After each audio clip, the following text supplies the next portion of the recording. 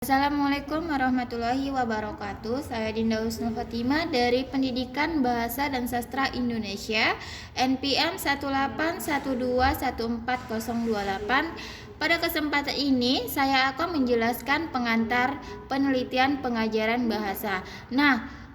Video ini untuk memenuhi tugas dari mata kuliah penelitian pengajaran bahasa. Langsung saja saya akan menjelaskan.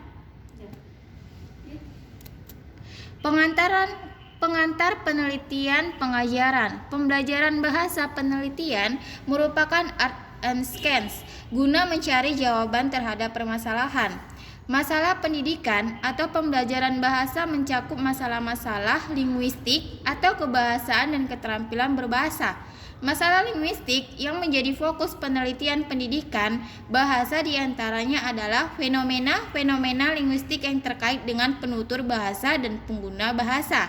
Masalah lain yang berhubungan dengan penelitian bahasa ialah bagaimana mengidentifikasi sifat-sifat bahasa serta model-model pengembangannya. Adapun masalah keterampilan berbahasa yang menjadi fokus penelitian bahasa mencakup keterampilan membaca, menulis, berbicara, dan mendengarkan. Tujuan penelitian membaca dan menulis. Ada 3 model yang mempengaruhi penelitian ini. Yang pertama adalah model bottom up atau model keterampilan dengan tokoh penelitian membacanya adalah Charles Alford Holly Wilcox, dan tokoh penelitian menulis dengan model ini adalah Wariner Griff. Yang kedua ada model top down atau holistik dengan tokoh penelitian membacanya adalah Goldman Smith, dan tokoh penelitian menulis dengan model ini adalah Breton. Yang ketiga adalah model interaktif atau keseimbangan dengan tokoh penelitian membacanya adalah Ramhart, dan tokoh penelitian menulis melalui model ini adalah Hayes and Flower. Tujuan penelitian berbicara dan mendengarkan. Ada 3 karakteristik penelitian eksperimen dalam bidang berbicara dan mendengarkan. Yang pertama, eksperimen. Eksperimen diawali dengan maksud, tujuan, pertanyaan, atau hipotesis tentang masalah atau perilaku khusus tentang berbicara atau mendengarkan. Yang kedua, eksperimen dapat mengontrol berbagai variabel yang diperkirakan menyebabkan perilaku khusus mengenai berbicara dan mendengarkan. Ketiga, penelitian eksperimen dapat dirancang secara sistematis untuk memberikan perlakuan terhadap kelompok yang dijadikan subjek penelitian merupakan tugas utama peneliti.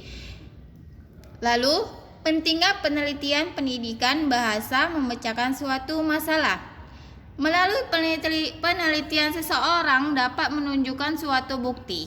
Penelitian dapat mengurangi ketidakpastian. Dengan meneliti, seseorang dapat memperoleh hasil dari suatu tujuan yang ditetapkan dalam pendidikan bahasa. Ada beberapa alasan tentang pentingnya penelitian.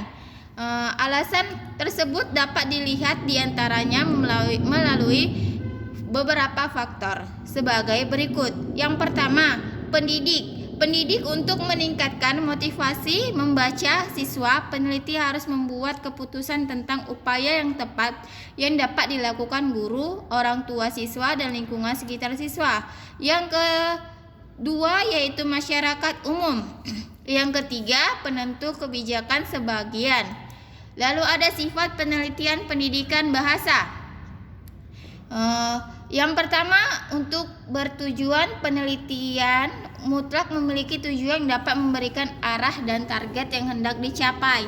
Sistematis penelitian merupakan proses yang terstruktur sehingga diperlukan langkah-langkah yang tepat untuk melaksanakan. Yang ketiga, objektif. Objektivitas mengacu kepada kualitas data yang dihasilkan oleh prosedur yang dapat mengontrol subjektivitas. Logis. Dan yang kelima adalah empiris. Sikap yang dimiliki oleh seseorang ilmiah. Adapun sikap yang harus dimiliki oleh seseorang ilmiah, yang pertama adalah sikap ingin tahu, kritis, terbuka, objektif, berani, dan menjangkau ke depan.